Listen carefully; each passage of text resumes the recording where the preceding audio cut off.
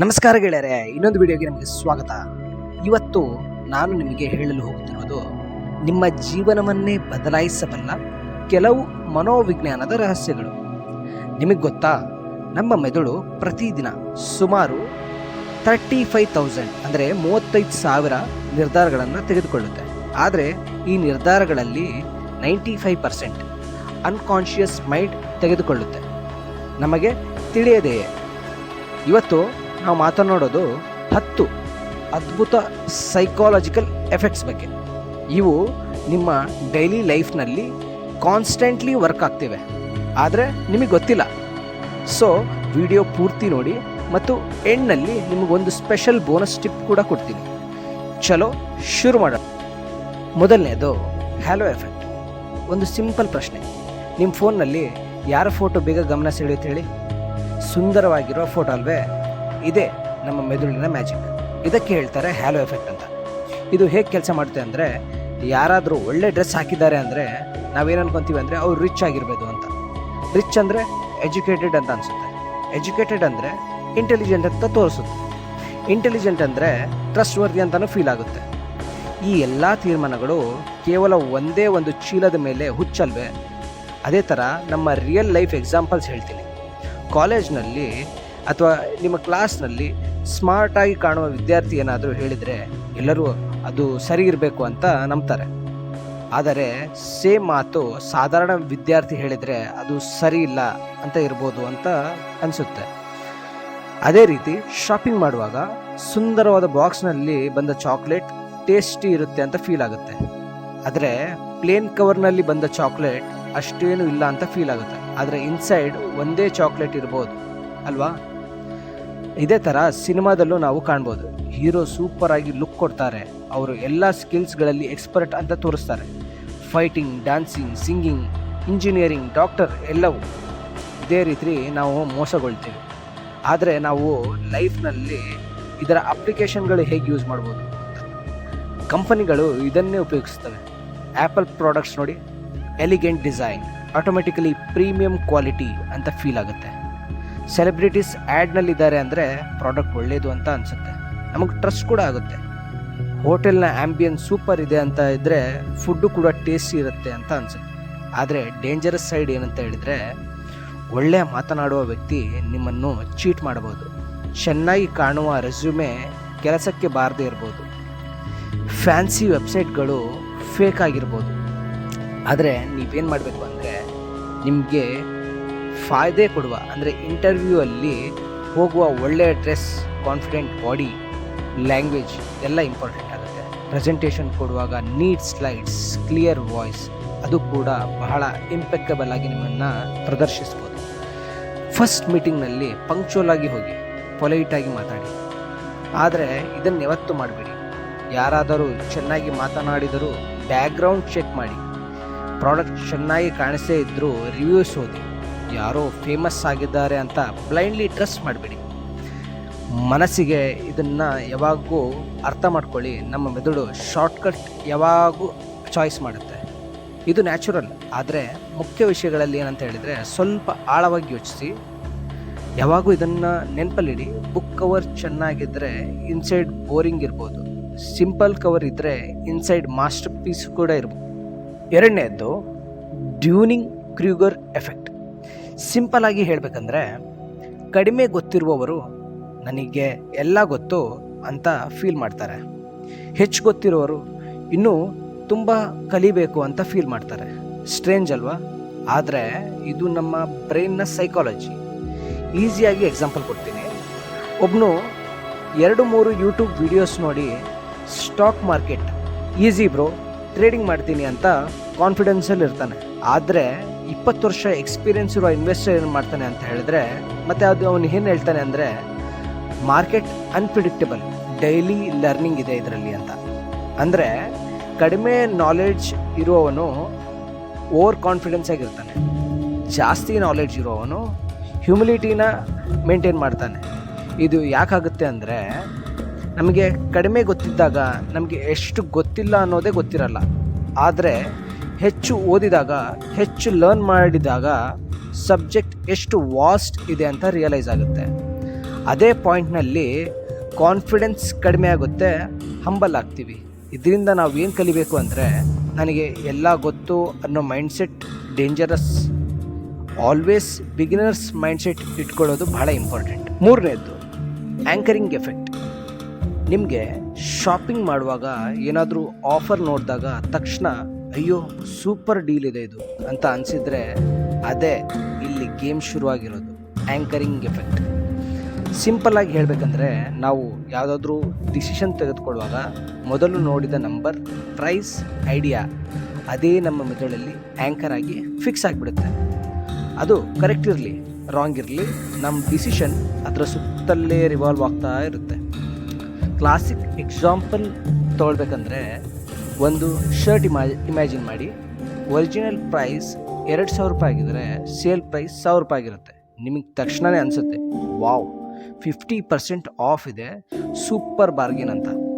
ಆದರೆ ನಿಜವಾದ ಇಲ್ಲಿ ಗಿಮಿಕ್ ಏನಂದರೆ, ಆ ಶರ್ಟ್ ಆ್ಯಕ್ಚುಯಲ್ ವ್ಯಾಲ್ಯೂ 800 ಇರ್ಬೋದು. ಆದರೆ 2,000 ಅನ್ನೋ ಮೊದಲ ನಂಬರ್ ನಿಮ್ಮ ಮೆದುಳಿಗೆ ಆ್ಯಂಕರ್ ಆಗಿ ಕೂತಿರುತ್ತೆ. ಅದರ ಮುಂದೆನೇ 1,000 ರೂಪಾಯಿ ಚೀಪ್ ಅನಿಸ್ತಾ ಇರುತ್ತೆ. ರಿಯಲ್ ಲೈಫ್ನಲ್ಲಿ ಮತ್ತು ಇದನ್ನು ಹೇಗೆ ಯೂಸ್ ಮಾಡ್ತಾರೆ ಅಂತ ನಾನು ಎಕ್ಸಾಂಪಲ್ ಕೊಡ್ತೀನಿ. ರೆಸ್ಟೋರೆಂಟ್ಸಲ್ಲಿ ಮೆನ್ಯೂ ಓಪನ್ ಮಾಡಿದ ಕೂಡಲೇ ನಿಮಗೆ 900 ರುಪೀಸಿಂದು ಡಿಶ್ ಕಾಣಿಸ್ತಾ ಇರುತ್ತೆ. ಆಮೇಲೆ 350 ರೂಪಾಯಿದು ಡಿಶ್ ರೀಸನಬಲ್ ಅಂತ ತೋರುತ್ತೆ. ಸ್ಯಾಲ್ರಿ ನೆಗೋಸಿಯೇಷನಲ್ಲೂ ನೀವು ನೋಡ್ಬೋದು. ಮೊದಲು HR ನಮ್ಮ ಹತ್ರ 6 lakhs ಬಜೆಟ್ ಅಂತ ಹೇಳ್ತಾರೆ. ಅದಾದಮೇಲೆ ನಿಮ್ಮ ಮೈಂಡಲ್ಲಿ ಆ್ಯಂಕರ್ ಆಗಿಬಿಡುತ್ತೆ.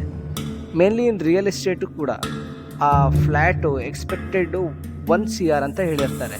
ಆದರೆ ಅದು 80 lakhs ಡೀಲ್ ಆದರೆ ವಾವ್ ಗ್ರೇಟ್ ಡೀಲ್ ಅಂತ ಫೀಲ್ ಆಗುತ್ತೆ. ಆ್ಯಂಕರಿಂಗ್ ಎಫೆಕ್ಟಿಂದ ಹೇಗೆ ಸೇಫ್ ಆಗ್ಬೋದು ಅಂತ ನಾನು ಹೇಳ್ತೀನಿ. ಫಸ್ಟ್ ನಂಬರ್ ಕೇಳಿ ಎಕ್ಸೈಟ್ ಆಗಬೇಡಿ. ಇನ್ನೊಂದು, ಇಂಡಿಪೆಂಡೆಂಟಾಗಿ ಖುದ್ದಾಗಿ ನೀವೇ ರಿಸರ್ಚ್ ಮಾಡಿ ಮತ್ತು ಮಾರ್ಕೆಟ್ ವ್ಯಾಲ್ಯೂ ಏನಿದೆ ಅಂತ ನೀವು ಆ ಪ್ರೈಸ್ ನೋಡಿದಾಗಲೇ ನೀವು ಕಂಪೇರ್ ಮಾಡೋಕ್ಕೆ ಸಾಧ್ಯ. ಮತ್ತು ಆ ಡಿಸಿಷನ್ಗೆ ಟೈಮ್ ಕೊಡಿ. ಮೊದಲ ನಂಬರ್ ಅಲ್ಲ, ಫ್ಯಾಕ್ಟ್ ಬೇಸಿಸ್ ಡಿಸಿಷನ್ ತಗೊಳ್ಳಿ.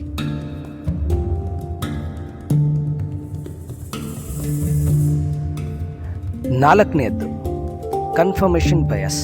ಇದು ಸೋಷಿಯಲ್ ಮೀಡಿಯಾ ಆರ್ಗ್ಯುಮೆಂಟ್ಸ್ಗೆ ಬಿಗ್ಗೆಸ್ಟ್ ರೀಸನ್ ಕೂಡ ಹೌದು.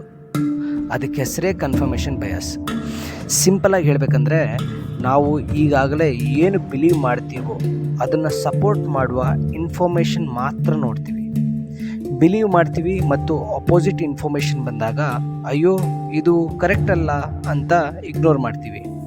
ಡೈಲಿ ಲೈಫ್ ಎಕ್ಸಾಂಪಲ್ ತೊಗೊಂಡಾಗ, ನೀವು ಒಂದು ಪೊಲಿಟಿಕಲ್ ಪಾರ್ಟಿಗೆ ಸಪೋರ್ಟ್ ಮಾಡ್ತೀರಾ ಅಂದ್ಕೊಳ್ಳಿ. ಆಗ ಏನಾಗುತ್ತೆ ಗೊತ್ತಾ, ನಿಮ್ಮ ಪಾರ್ಟಿ ಮಾಡಿದ ಗುಡ್ ವರ್ಕ್ ಮಾತ್ರ ಕ್ಲಿಯರ್ ಆಗಿ ಕಾಣುತ್ತೆ. ಅಪೋಸಿಟ್ ಪಾರ್ಟಿ ಮಾಡಿದ ಮಿಸ್ಟೇಕ್ಸ್ ಮಾತ್ರ ಹೈಲೈಟ್ ಆಗುತ್ತೆ. ನಿಮ್ಮ ಪಾರ್ಟಿ ಮಿಸ್ಟೇಕ್ಸ್ ಬಂದಾಗ ಅದು ಸಿಚುವೇಶನ್ಗೆ ಕಾರಣ, ಮೀಡಿಯಾ ಎಕ್ಸಾಗರೇಷನ್ನ ಅಂತ ಜಸ್ಟಿಫೈ ಮಾಡಿದೆ.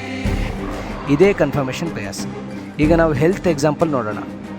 ಕಾಫಿ ಆರೋಗ್ಯಕ್ಕೆ ಗುಡ್ ಅಂತ ಬಿಲೀವ್ ಮಾಡುವವರು ಕಾಫಿ ಬೆನಿಫಿಟ್ಸ್ ಹೇಳುವ ವಿಡಿಯೋಸ್, ಆರ್ಟಿಕಲ್ಸ್ ಮಾತ್ರ ಶೇರ್ ಮಾಡ್ತಾರೆ. ಕಾಫಿ ಬ್ಯಾಡ್ ಅಂತ ಹೇಳುವ ಸ್ಟಡೀಸ್ ಬಂದರೆ ಅದು ಫೇಕ್ ರಿಸರ್ಚ್ ಅಂತ ಡಿಸ್ಮಿಸ್ ಮಾಡ್ತಾರೆ. ಇದರಿಂದ ಡಿಸ್ಅಡ್ವಾಂಟೇಜ್ ಏನಂದರೆ, ನಾವು ನಮ್ಮದೇ ಥಿಂಕಿಂಗ್ ಬಬಲ್ ಒಳಗೆ ಸಿಕ್ಕಿ ಹಾಕ್ಕೊಳ್ತೀವಿ. ಆದರೆ ಡಿಫ್ರೆಂಟ್ ಒಪಿನಿಯನ್ಸ್ ಕೇಳೋ ಪೇಷನ್ಸ್ ಕಡಿಮೆ ಆಗುತ್ತೆ. ಓಪನ್ ಮೈಂಡೆಡ್ ಆಗಿ ಯೋಚಿಸೋ ಎಬಿಲಿಟೀಸ್ ಸ್ಲೋಲಿ ವ್ಯಾನಿಷ್ ಆಗ್ತಾ ಬರುತ್ತೆ. ರಿಸಲ್ಟ್ ಏನಂತ ಹೇಳಿದ್ರೆ, ಪರ್ಸ್ನಲ್ ಗ್ರೋತ್ ಸ್ಟಾಪ್ ಆಗುತ್ತೆ. ಇದರಿಂದ ಪರಿಹಾರ ಏನಂತ ಹೇಳಿದ್ರೆ, ನಿಮ್ಮ ಬಿಲೀಫ್ಗೆ ಅಪೋಸಿಟ್ ಒಪಿನಿಯನ್ ಕೂಡ ಓದಿ ಕೇಳಿ. What if I am wrong ಅಂತ ಒಂದು ಕ್ವಶನ್ ನಿಮ್ಮನ್ನೇ ಕೇಳಿಕೊಳ್ಳಿ. ಡಿಸ್ಅಗ್ರಿ ಮಾಡೋದರಲ್ಲಿ ಕೂಡ ಲರ್ನಿಂಗ್ ಇದೆ ಅಂತ ಎಕ್ಸೆಪ್ಟ್ ಮಾಡೋದನ್ನು ಮರಿಬೇಡಿ. ಫೈನಲ್ ಥಾಟ್ ಏನಂತ ಹೇಳಿದ್ರೆ, ಸ್ಟ್ರಾಂಗ್ ಮೈಂಡ್ ಅಂದರೆ ಎಲ್ಲದರಲ್ಲೂ ಕರೆಕ್ಟ್ ಇರೋದಲ್ಲ, ನಾನು ಇರ್ಬೋದು ಅಂತ ಎಕ್ಸೆಪ್ಟ್ ಮಾಡೋ ಕರೇಜ್ ಇರೋದು. ಇವತ್ತು ನಾನು ಬೋನಸ್ ಟಿಪ್ ಕೊಡ್ತೀನಿ ಅಂತ. ಆ ಬೋನಸ್ ಟಿಪ್ ಏನು ಅಂತ ಹೇಳಿದರೆ, ನಾನು ಸ್ಟಾರ್ಟ್ ಮಾಡ್ತೀನಿ. ನಾವು ನಮ್ಮ ಬಗ್ಗೆ ಏನು ನಂಬ್ತೇವೋ ನಾವು ಅದೇ ಆಗ್ತೀವಿ. ಇದರ ಅರ್ಥ ಏನಂದರೆ, ನಾವು ಮೈಂಡ್ನಲ್ಲಿ ನಾನು ಇದನ್ನು ಮಾಡಲೇಬೇಕು ಅಂತ ಥಿಂಕ್ ಮಾಡಿದರೆ ನಮ್ಮ ಆ್ಯಕ್ಷನ್ಸ್, ಎಫರ್ಟ್ಸ್, ಕಾನ್ಫಿಡೆನ್ಸ್ ಎಲ್ಲವೂ ಆಟೋಮೆಟಿಕಲಿ ಚೇಂಜ್ ಆಗುತ್ತೆ. ಅದೇ ರೀತಿ ಬೇರೆಯವರು ನಮ್ಮ ಬಗ್ಗೆ ಏನು ಎಕ್ಸ್ಪೆಕ್ಟ್ ಮಾಡ್ತಾರೋ ಅದರ ಎಫೆಕ್ಟ್ ಕೂಡ ನಮ್ಮ ಮೇಲೆ ಬೀಳುತ್ತೆ. ಒಂದು ಫೇಮಸ್ ಸ್ಟಡಿ ಇದೆ, ಅದು ರಿಯಲ್ ಸ್ಟೋರಿ ಕೂಡ ಹೌದು. ಒಂದು ಎಕ್ಸ್ಪೆರಿಮೆಂಟ್ನಲ್ಲಿ ಟೀಚರ್ಸ್ಗೆ ಹೇಳಿದರು, ಈ ಸ್ಟೂಡೆಂಟ್ಸ್ ತುಂಬ ಇಂಟೆಲಿಜೆಂಟ್ ಅಂತ. ಫ್ಯಾಕ್ಟ್ ಏನಂದರೆ ಅವರು ರ್ಯಾಂಡಮ್ಲಿ ಆಯ್ಕೆ ಮಾಡಿದ ಸ್ಟೂಡೆಂಟ್ಸ್. ಆದರೆ ರಿಸಲ್ಟ್ ಏನಾಯ್ತು ಗೊತ್ತಾ? ಆ ಸ್ಟೂಡೆಂಟ್ಸು ಆ್ಯಕ್ಚುಲಿ ಬೆಟರ್ ಪರ್ಫಾರ್ಮ್ ಮಾಡಿದರು. ಏನಕ್ಕೆ ಅಂತ ಕೇಳ್ತೀರಾ? ಟೀಚರ್ಸ್ ಅವರಿಗೆ ಹೆಚ್ಚು ಅಟೆನ್ಷನ್ ಕೊಟ್ಟರು, ಎನ್ಕರೇಜ್ ಮಾಡಿದರು ಮತ್ತು ಬಿಲೀವ್ ಮಾಡಿದರು. ಅದೇ ಬಿಲೀವ್ ಸ್ಟೂಡೆಂಟ್ಸ್ ಪರ್ಫಾರ್ಮೆನ್ಸ್ ಇಂಪ್ರೂವ್ ಮಾಡ್ತು. ಇದನ್ನೇ ಪಿಗ್ಮೇಲಿಯನ್ ಎಫೆಕ್ಟ್ ಅಂತಲೂ ಕರೀತಾರೆ. ನಿಮ್ಮ ಲೈಫ್ನಲ್ಲಿ ಹೇಗೆ ಯೂಸ್ ಮಾಡೋದು ಅಂತ ಹೇಳ್ತೀನಿ ನೋಡಿ. Positive self talk.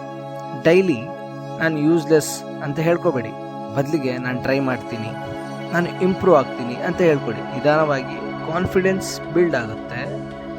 ಇನ್ನೊಂದು ಪಾಯಿಂಟ್, ಬಿಲೀವ್ ಮಾಡುವ ಜನರ ಜೊತೆ ಇರಿ. ನಿಮ್ಮ ಡ್ರೀಮ್ಸ್ಗೆ ಲಾಫ್ ಮಾಡುವವರಲ್ಲ, ನಿಮ್ಮ ಮೇಲೆ ಬಿಲೀವ್ ಮಾಡುವವರ ಜೊತೆ ಇರಿ. ಅವರ ಎಕ್ಸ್ಪೆಕ್ಟೇಷನ್ಸ್ ನಿಮ್ಮ ಲೆವೆಲ್ ಎಲಿವೇಟ್ ಮಾಡುತ್ತೆ. ಪೇರೆಂಟ್ಸ್ ಮತ್ತು ಟೀಚರ್ಸ್ ಜೊತೆಗೂ ಕೂಡ ಮಕ್ಕಳಿಗೆ ನೀನು ಮಾಡಬಲ್ಲೆ, ನಿನ್ನಲ್ಲಿ ಕೆಪಾಸಿಟಿ ಇದೆ ಅಂತ ಹೇಳಿ. ಓವರ್ ಪ್ರೆಷರ್ ಬೇಡ, ಆದರೆ ಪಾಸಿಟಿವ್ ಎಕ್ಸ್ಪೆಕ್ಟೇಷನ್ಸ್ ಇರಲಿ. ಅವರು ಟ್ರೈ ಮಾಡದೇ ಇರಲಿ, ಬಟ್ ಅವರು ಒಂದು ಪಾಸಿಟಿವ್ ಇಂಪ್ಯಾಕ್ಟ್ ಜೊತೆಗೆ ನಡೀತಾರೆ. ವರ್ಕ್ ಪ್ಲೇಸ್ನಲ್ಲೂ ಕೂಡ ನಿಮ್ಮ ಟೀಮ್ಗೆ ನೀವು ಹ್ಯಾಂಡಲ್ ಮಾಡಬಲ್ಲಿರಿ ಅಂತ ಟ್ರಸ್ಟ್ ಕೊಡಿ. ಟ್ರಸ್ಟ್ ಬಂದಾಗ ಪರ್ಫಾರ್ಮೆನ್ಸ್ ಆಟೋಮೆಟಿಕಲಿ ಇಂಪ್ರೂವ್ ಆಗುತ್ತೆ. ಇನ್ನೊಂದು, ನೀವು ನಾನು ಫೇಲ್ಯೂರ್, ನಾನು ಏನು ಮಾಡಲಿಕ್ಕಾಗಲ್ಲ ಅಂತ ರಿಪೀಟ್ ಮಾಡಿದ್ರೆ ಮೈಂಡ್ ಅದನ್ನೇ ಬಿಲೀವ್ ಮಾಡಿಕೊಳ್ಳುತ್ತೆ. ಅದೇ ರೀತಿ ಮಕ್ಕಳಿಗೆ ಸಹ ನೀನು ಯೂಸ್ಲೆಸ್ ಅಂತ ಹೇಳಿದರೆ ಅವರ ಕಾನ್ಫಿಡೆನ್ಸ್ ಕಂಪ್ಲೀಟ್ಲಿ ಬ್ರೇಕ್ ಆಗುತ್ತೆ. ಅದೇ ಫ್ರೆಂಡ್ಸ್, ನಿಮ್ಮ ಥಾಟ್ಸ್ ನಿಮ್ಮ ಫ್ಯೂಚರ್. ಪಾಸಿಟಿವ್ ಥಿಂಕ್ ಮಾಡಿ, ಪಾಸಿಟಿವ್ ಬಿಲೀವ್ ಮಾಡಿ, ಪಾಸಿಟಿವ್ ಪೀಪಲ್ ಜೊತೆ ಇರಿ. ನಿಮ್ಮ ಲೈಫ್ ಆಟೋಮೆಟಿಕಲಿ ಚೇಂಜ್ ಆಗುತ್ತೆ. ಈ ವಿಡಿಯೋ ನಿಮಗೆ ವ್ಯಾಲ್ಯೂಬಲ್ ಅನಿಸಿದ್ರೆ ಲೈಕ್ ಮಾಡಿ, ಶೇರ್ ಮಾಡಿ ಮತ್ತು ಸಿಂಪಲ್ ಸೈಕಾಲಜಿಕಲ್ ವೀಡಿಯೋಸ್ಗೆ ಸಬ್ಸ್ಕ್ರೈಬ್ ಮಾಡೋದನ್ನು ಮರಿಬೇಡಿ. ಮತ್ತೆ ನೆಕ್ಸ್ಟ್ ವಿಡಿಯೋನಲ್ಲಿ